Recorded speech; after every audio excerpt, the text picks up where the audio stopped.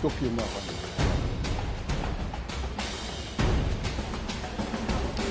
Ladies and gentlemen, the President of the Republic of the Philippines, His Excellency Ferdinand R. Marcos Jr. and First Lady Luis Araneta Marcos.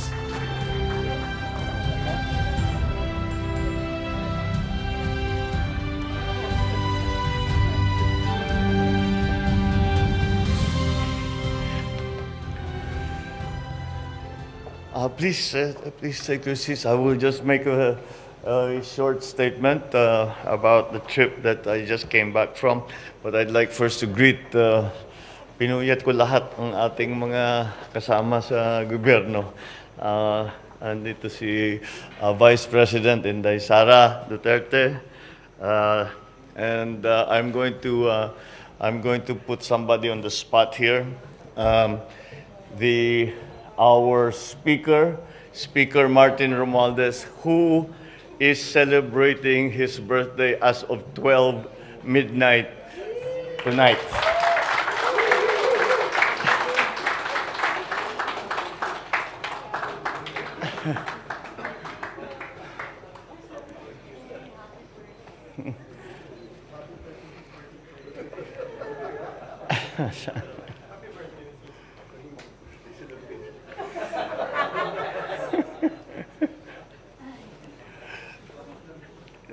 The members of the cabinet who are here, this is, well, you see Secretary Ricky is looking a little tired. He's been working terribly hard. Wala nang tulugan. The members of the cabinet who are here, well, of course, Pasay District Representative Antonino Calixto, and Mayor Imelda Calixto Rubiano. I saw you. Okay, all right. Armed Forces of the Philippines Chief of Staff, Lieutenant General Bartolome Bacaro, the Philippine National Chief General Rodolfo Asurin Jr., fellow workers in government, ladies and gentlemen, good morning. I am pleased to report that my visit to Cambodia for the 40th and 41st ASEAN Summit was successful. Just tonight, before we left Phnom Penh, we met with the members of the Filipino community in Cambodia as the last event of the visit there. I was honored to meet them, and I thank them for their efforts and contribution to our nation's progress and development, as well as that of Cambodia's, because they have been lauded by even the Prime Minister Hun Sen as part of the reconstruction of Cambodia. The Filipinos played a very large part. Of course, I updated them on what is happening in the country right now, the programs, the policies of our administration. And before that, I participated in the 40th and 41st ASEAN summits and the related summits. For me, it was a very interesting experience because it's the first one that I've been to. I've been to ASEAN summits before, but certainly not as president. And it was I can see the value of having these summits because although there isn't a chance to sort of exchange views like possibly like we do, there is a very, very clear way of putting that it is an opportunity for all the member states and our dialogue partners. Meron tayong mga sa ASEAN may kinukuhang iba na kausap din na ibang bansa kahit nasa labas ng Asia. At lahat yan, and they to give their positions, which gives you a very good idea of where things stand, what are the concerns, what is the situation in other places, and all that. And tayo, sa Pilipinas, we also got the opportunity to put forward our position, our plans, and to find ways where we can help each other, where we can coordinate, and all that. I think it was quite gratifying to see that there was a very large area of consensus amongst the ASEAN member states. Ganun pare-pareho kasi sa atin, yung food supply.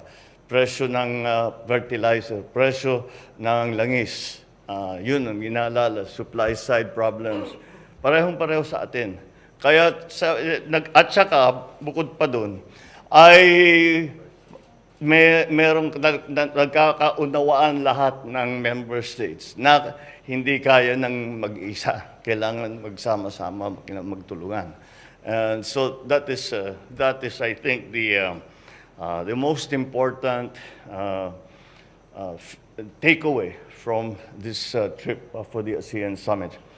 And then there were related summits where I met not only with my fellow ASEAN leaders, we discussed ASEAN community building efforts, pressing regional concerns and issues. This included the situation in Myanmar, the developments in the South China Sea, the fighting in Ukraine, the application of Timor-Leste for ASEAN membership, amongst others.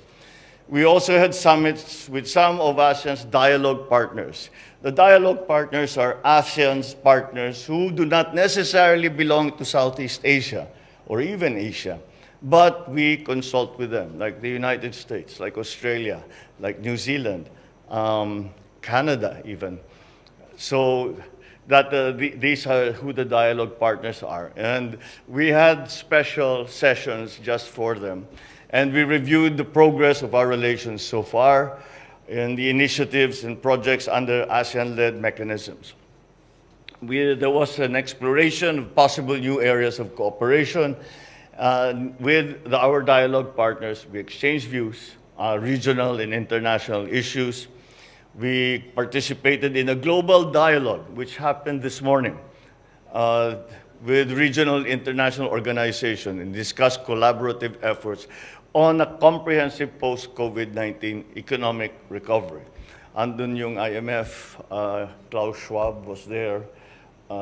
The Chinese professor who gave us a briefing on food supply. So it was really very, very instructive. And I'm happy to say that when I went up and spoke to this international, the World Bank was there, and I spoke to them, and it would seem that we thought in the same way that this is the direction that needs to be trod, because that's the way that will bring us to a better economic condition. So in all these meetings, I articulated our national interest and our commitment to working with ASEAN, our dialogue partners, to find common ground to address the issues affecting our region and to strengthen cooperation. I had bilateral discussions with Cambodian Prime Minister Hun Sen. I congratulated him on Cambodia's successful chairmanship of ASEAN this year. I also had bilateral meetings with His Majesty the Sultan of Brunei, the President of the Republic of Korea, the Prime Minister of Vietnam, and earlier today, the Prime Minister of Canada. In these meetings, we discussed how we can deepen the cooperation in key areas, and we exchanged views on important regional and global issues once again. We also had a roundtable discussion, that was the first event, organized by the Department of Trade and Industry.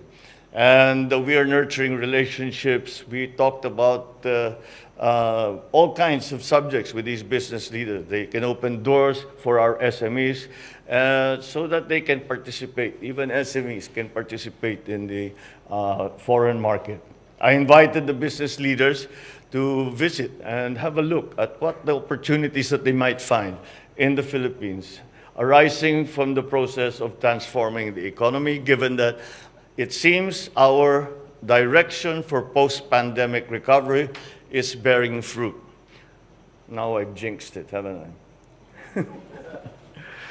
Our discussions touched on collaborations on specific sectors such as food processing, energy, housing, medical care, the manufacture of garments, bags, education, training.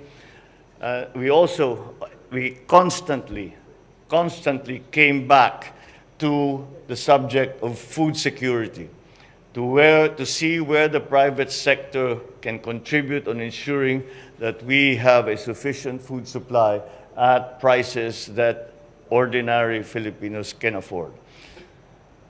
I wish to thank all our cabinet ministers. Kasama natin si Secretary Ricky, Secretary Erwin, Secretary Nides. They were quite overworked throughout the whole time, but that's what it takes to have a fruitful time in our summit with the ASEAN. Our secretaries were ably represented their respective sectors during the summits, and the Philippine Embassy in Phnom Penh, I'd like to thank them as well for all the work that they put in to lay the groundwork and to support us while we were there. I thank also the Cambodian government because they extended a very warm welcome and exhibited some very fine hospitality to the Philippine delegation. We look forward now to working with Indonesia as they are the incoming chair of ASEAN next year. Maraming salamat po, magandang gabi po sa inyong lahat, at mabuhay po ang Pilipinas.